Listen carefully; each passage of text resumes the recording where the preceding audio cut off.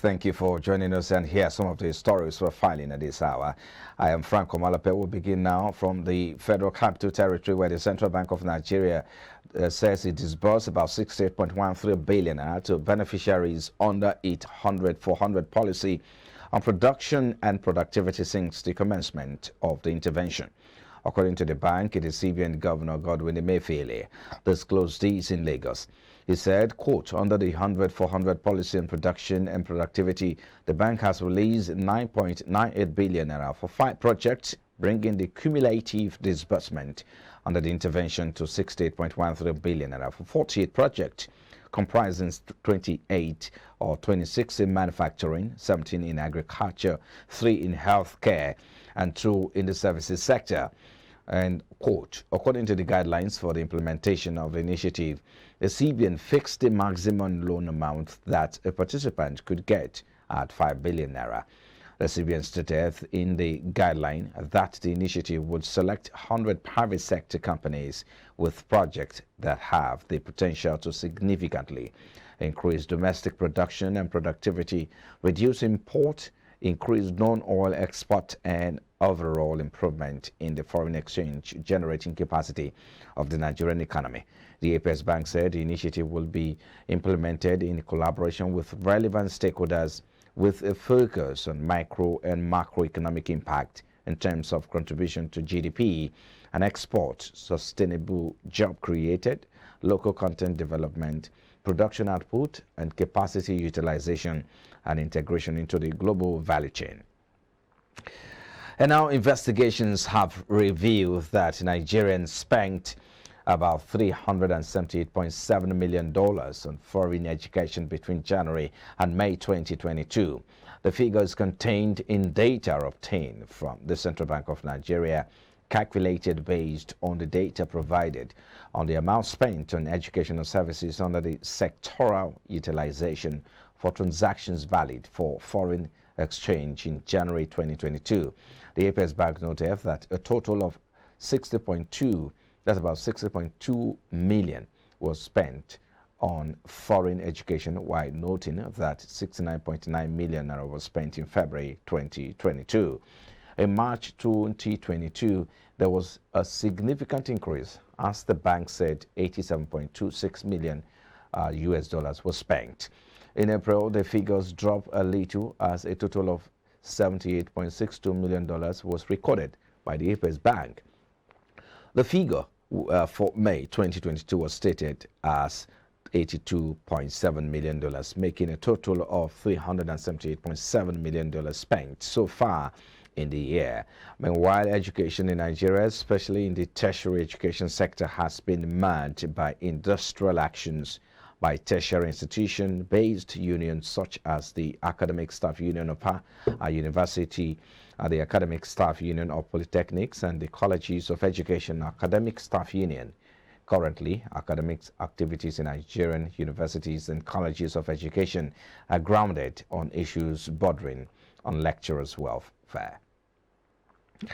Away from there now, local manufacturers in the country have urged the federal government to develop sustainable national anticipatory policy measures against external influences to mitigate the impact of global activities on the economy.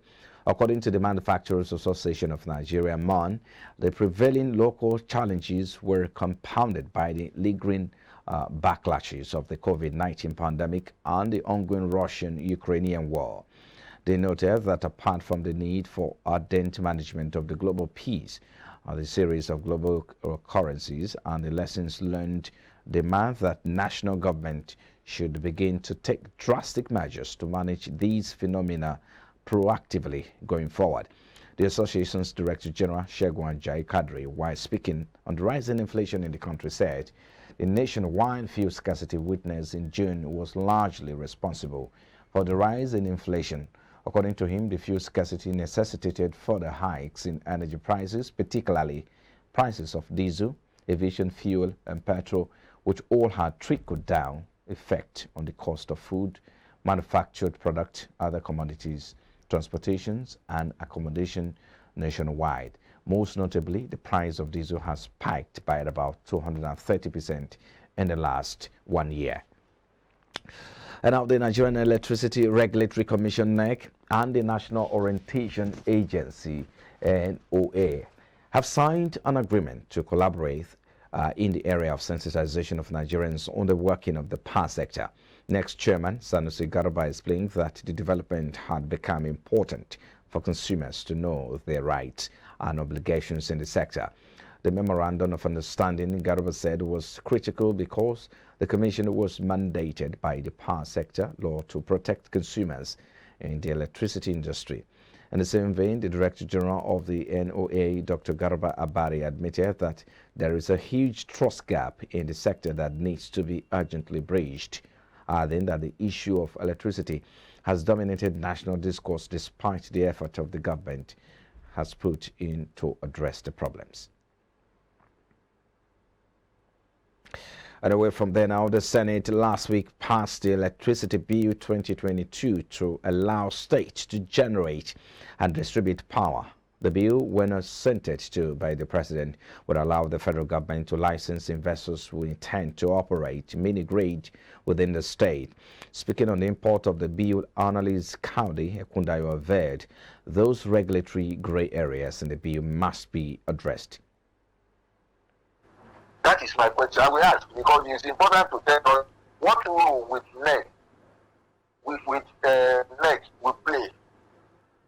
Because what you said in that bill is that whatever you generate anything above 1 mega, you must generate into the national grid. How that and this generation you are doing into the national grid have to be licensed by the state. So I will want to know how that will work will work genuinely. When you have already you have in existence a regulatory agency that is national, and you are saying that the government will give licenses to individuals to generate to the grid. Now, how do you get their money back? Who is going to pay? Are they going to do it? Is it the state government that is doing all those things in the NERC? So it's still cloudy, and I told somebody yesterday that we need to wait and let them come out to tell us how this thing will work. And so those are the things the federal government will see, the presidency will still look into before signing this thing into law. Then, some of you remember PIB. PIB went to the presidency almost 4 times before it was passed into law. So we are still waiting for the amendment and some other things. What we think will probably work well is that NERC should still be the one supervising and regulating the state. By the time you are now asking 36 states to be regulating power within their states, I really don't know how that will work. Because asking them to generate into the grid, once it enters grid, who pays? Who regulates? This is state government that will regulate power that go to Gombe. Lagos State will regulate power that go to Gombe. And now the Minister of Works and Housing, Babatunde Fashola, has stated that no state could give the Federal Ministry of Works and Housing an ultimatum concerning the construction of a federal road project. Fashola disclosed this while reacting to the ultimatum issued by the FMWH by the Ogun State Governor, Dapo Abiodun, as regards fixing the Sango Ota Abeokuta. The minister also revealed that the federal government had got a 16 billion naira tax credit for the construction of the Lagos-Badagry Expressway.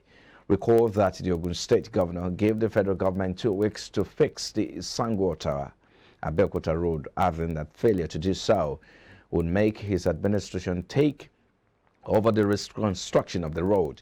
He said the reaction had become necessary after the state government alongside Lagos State had made frantic efforts several times to draw the attention of the federal government through the Works Ministry to repair the road without any positive response.